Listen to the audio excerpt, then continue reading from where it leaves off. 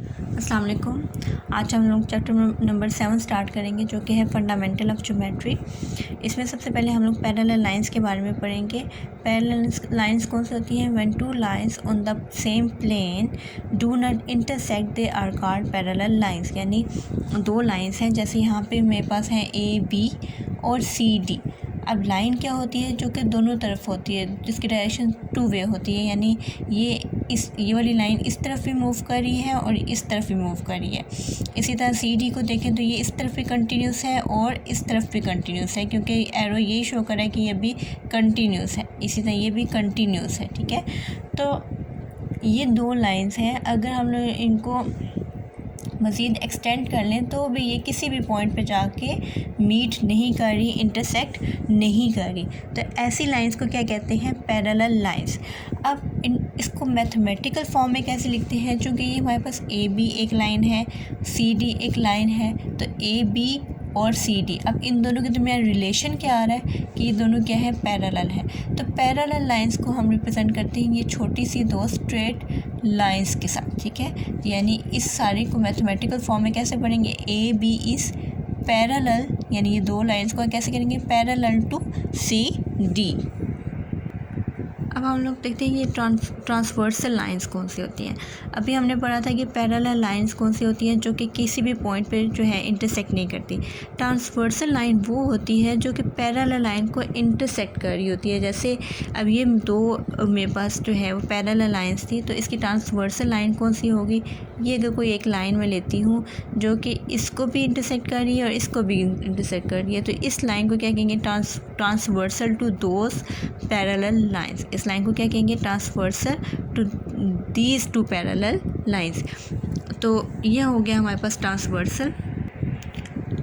अब ये जो ट्रांसवर्सल लाइन जब इंटरसेक्ट करती है, इस ट्रांसवर्सल लाइन को मैं कह देती हूँ, रिप्रेजेंट कर देती हूँ TS के साथ। ये दो पैरेलल लाइन AB है, ये C है, CD है। अब ये जब ट्रांसवर्सल लाइन दो पैरेलल लाइंस को इंटरसेक्ट करती है, तो जो एंगल्स बनते हैं वो हम लोग देख लेते हैं कौन कौन से बनते हैं।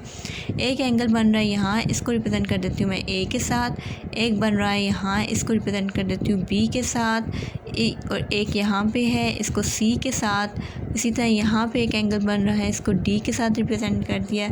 ठीक है, अब ऊपर देखते हैं, यहाँ पे एक P बन रहा है, ये सिर्फ मैं नाम दे रही हूँ। ये Q एक एंगल बन रहा है, इसी तरह एक R एंगल बन रहा है और एक S एंगल बन रहा है। ठीक है, ये हम लोगों ने सारे के सारे तकरीबन ये 8 एंगल्स बनते हैं। अब हम देखते हैं इनके दरमियान रिलेशन क्या बनता है। ठीक है, तो सबसे पहले हम लोग देखें तो ये जो एंगल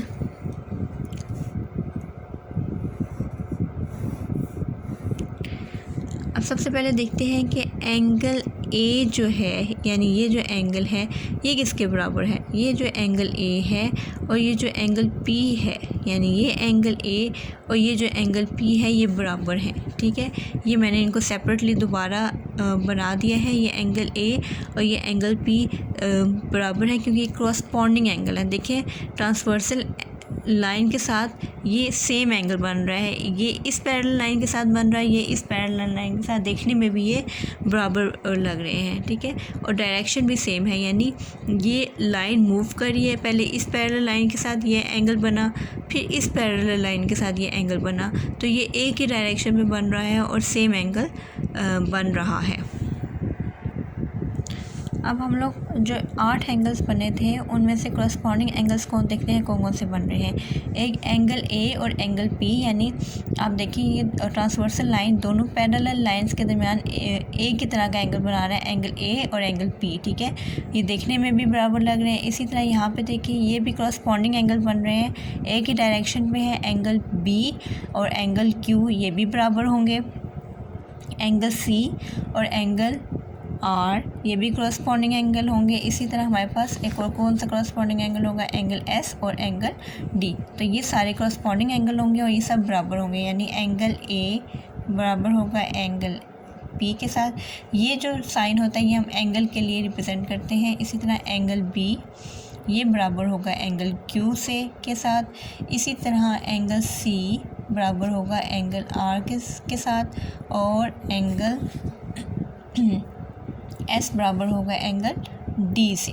ठीक है, ये सारे होंगे करस्पॉन्डिंग एंगल्स। इसी तरह अब हम देखते हैं अल्टरनेट एंगल्स कौन से बन रहे हैं।